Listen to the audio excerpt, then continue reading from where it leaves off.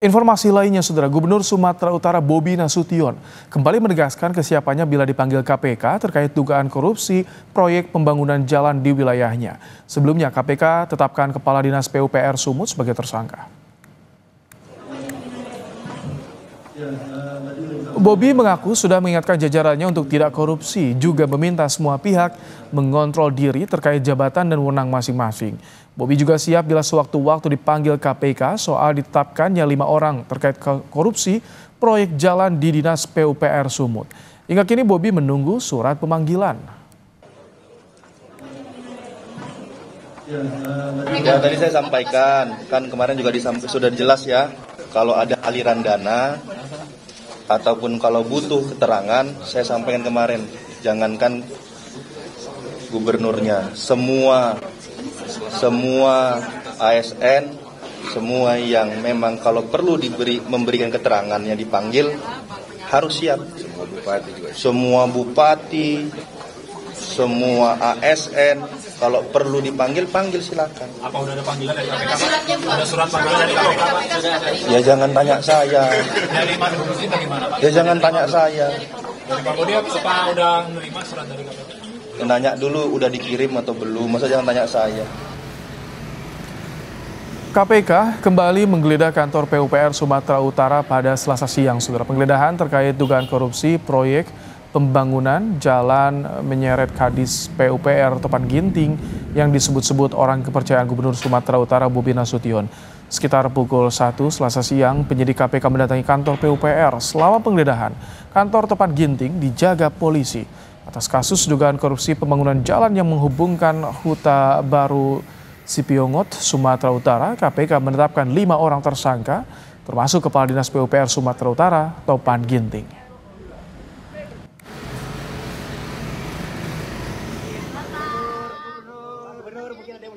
Gubernur Sumatera Utara Bobi Nasution menjawab tudingan kedekatan dirinya dengan Kepala Dinas PUPR Sumatera Utara Topan Ginting yang sudah ditetapkan tersangka kasus dugaan korupsi proyek jalan di Sumatera Utara. Bobi tidak menyangkal ataupun mengiyakan kedekatannya dengan Kepala Dinas PUPR Sumatera Utara Topan Ginting. Bobi malah menjelaskan tidak hanya Topan yang dibawanya dari Pemkot Medan ke Pemprov Sumatera Utara. Tetapi Bobi menegaskan ia tidak akan memberi bantuan hukum kepada Topan yang sudah ditetapkan tersangka kasus dugaan korupsi proyek jalan di Sumatera Utara. Pak Topan kan dibawa dari Pemko juga sama iya, banyak yang dibawa dari Pemko. Pak Sulaiman, Inspektur, ada beberapa yang kita bawa dari Medan. Nah, saya bilang yang selalu kita ingatkan, jangan melakukan hal-hal yang merugikan masyarakat, merugikan diri, merugikan keluarga. Apakah Pemprov akan memberi bantuan hukum, Pak? Enggak lah. Sebelumnya, Komisi Pemberantasan Korupsi menyita uang tunai senilai 231 juta rupiah dari operasi tangkap tangan di Kabupaten Mandailing Natal, Sumatera Utara. Uang itu diduga bagian dari komitmen fee untuk pengaturan sejumlah proyek jalan di Provinsi Sumatera Utara senilai 231,8 miliar rupiah. KPK juga menetapkan 5 tersangka termasuk Kepala Dinas Provinsi Sumatera Utara Topan Ginting. KPK juga koordinasi dengan PPATK soal aliran dana korupsi dan akan panggil Gubernur Sumatera Utara sebagai atasan untuk dimintai keterangan. Tentu akan panggil, akan kita minta keterangan. Nah, apa dan bagaimana sehingga uang itu bisa sampai kepada yang bersangkutan. Gitu. Jadi tidak ada dalam hal ini yang akan kita kecualikan. Kalau memang bergerak ke salah seorang, misalkan ke ke kepala dinas yang lain atau ke Pak Gubernurnya, ya kita akan minta keterangan, kita akan panggil dan kita minta, ditunggu saja ya. Menanggapi kemungkinan dipanggilnya Gubernur Sumatera Utara Bobi Nasution oleh KPK, dosen ilmu politik Universitas Sumatera Utara Indra Fauzan mendukungnya. Pemanggilan itu akan jadi pembuktian bahwa pemerintahan daerah tak terkait dengan korupsi proyek jalan di PUPR Sumatera Utara. Saya rasa baik ya, bagus sekali bagi pemerintahan kota Sumut ya, pemerintahan Provinsi Sumatera Utara. Karena apa? Untuk membersihkan nama mereka juga biar tidak terkait-kait ya. Jadi sehingga kalau ditarik-tarik kan capek juga secara psikologis di pemerintahan provinsi ya, seolah-olah pemerintahan ini korupsi dan lain sebagainya. Alangkah lebih baiknya kalau memang ini menjadi sebuah momentum untuk pemerintah provinsi untuk menyatakan bahwa mereka tidak terkait dengan kasus-kasus tertentu. Pasca penangkapan Kadis PUPR Sumatera Utara, sejumlah papan bunga terpasang di Jalan Karya Wisata Medan sebagai ungkapan dukungan kepada KPK karena telah menangkap Topan Ginting. Tim Liputan, Kompas TV. Selain kantor PUPR Sumatera Utara, KPK juga menggeledah rumah Kepala Dinas PUPR Sumut Topan Ginting di Medan.